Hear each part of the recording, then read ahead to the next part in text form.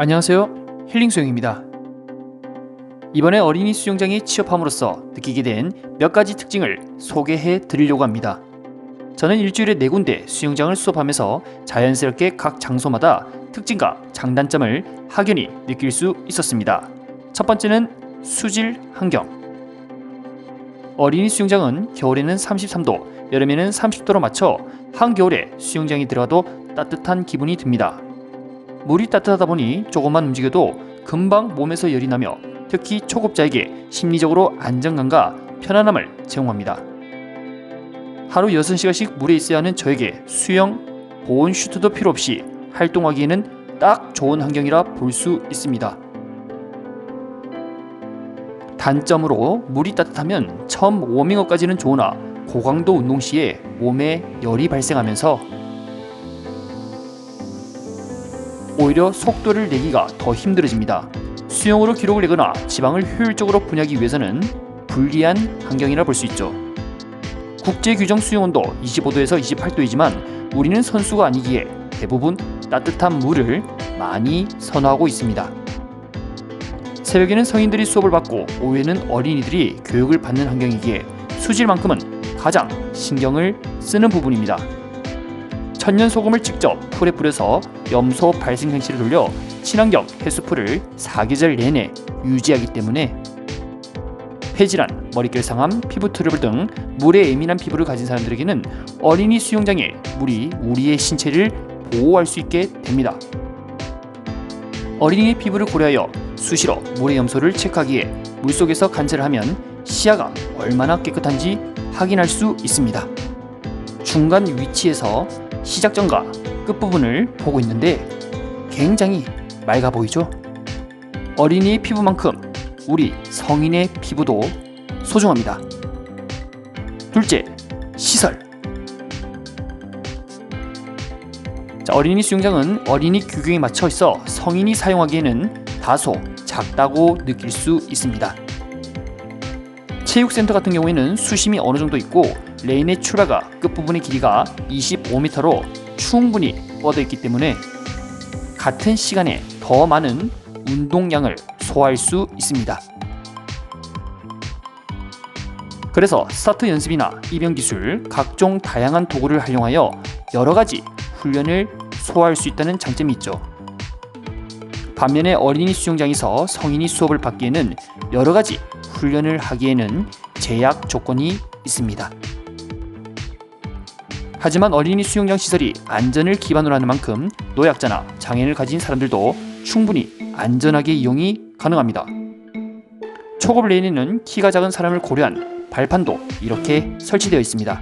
결론적으로 물에 대한 공포증, 두려움이 있는 사람에게는 어린이 수영장이 제격입니다.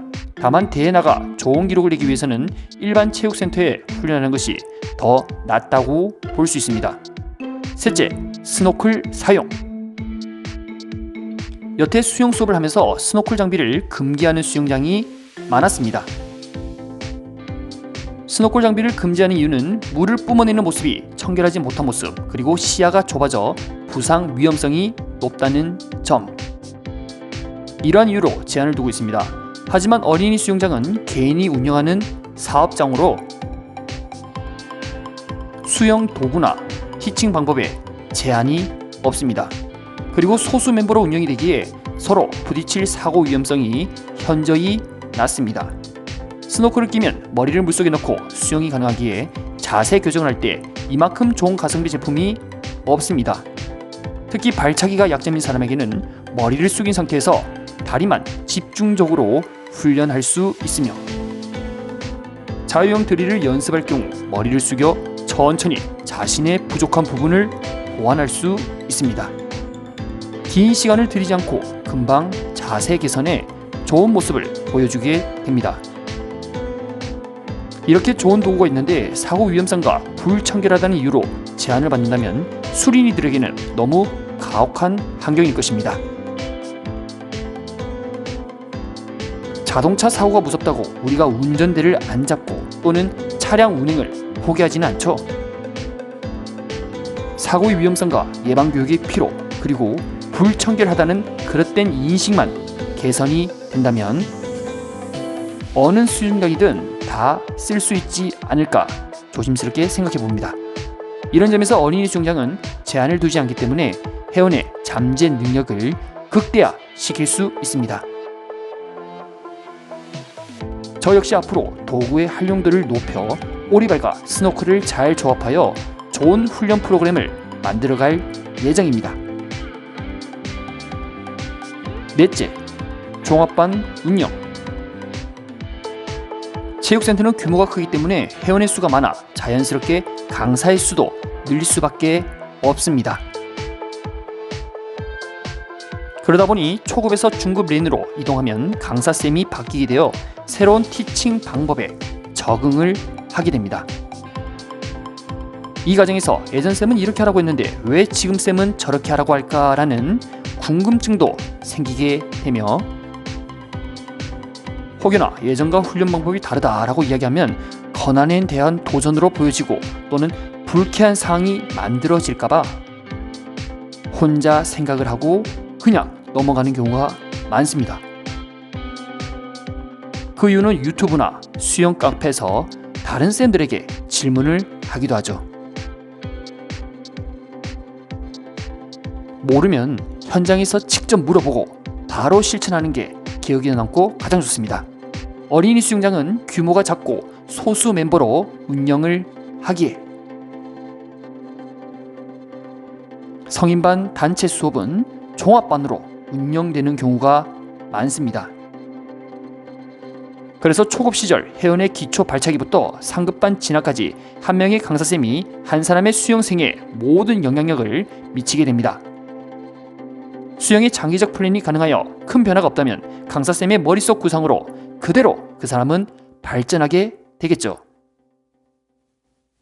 또한 자격증이 필요하거나 특별한 이유로 수영을 한다면 한 명의 강사쌤이 결과가 나올 때까지 충분한 케어가 가능하게 됩니다. 결론적으로 어린이 수영장에서 성인이 수업을 받을 경우 안전한 시설에서 세부적 티칭을 받을 수 있다는 큰 장점이 있겠습니다. 단점으로는 다이빙을 통한 기록 재기는 불가능, 높은 물 온도로 고강도 운동을 할 경우에는 지방 연소가 찬물과 비교하여 잘 안 된다는 점, 살이 잘 안 빠진다는 점입니다.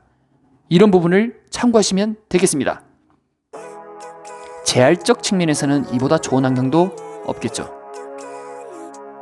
중요한 것은 어느 수영장을 가도 주어진 환경을 인정하고 본인의 임무에 최선을 다하는 것이 아닐까요? 매번 똑같은 환경에 노출되어도 내가 어떻게 하느냐에 따라 상황의 결과는 달라지게 됩니다. 반복에 지치지 않는 사람이 성공한다고 생각합니다. 여러분들도 원하는 수영 꼭 성공하시길 바랍니다. 오늘도 영상 시청해주셔서 감사합니다. Here I should celebrate, think I could change my mind, maybe elevate.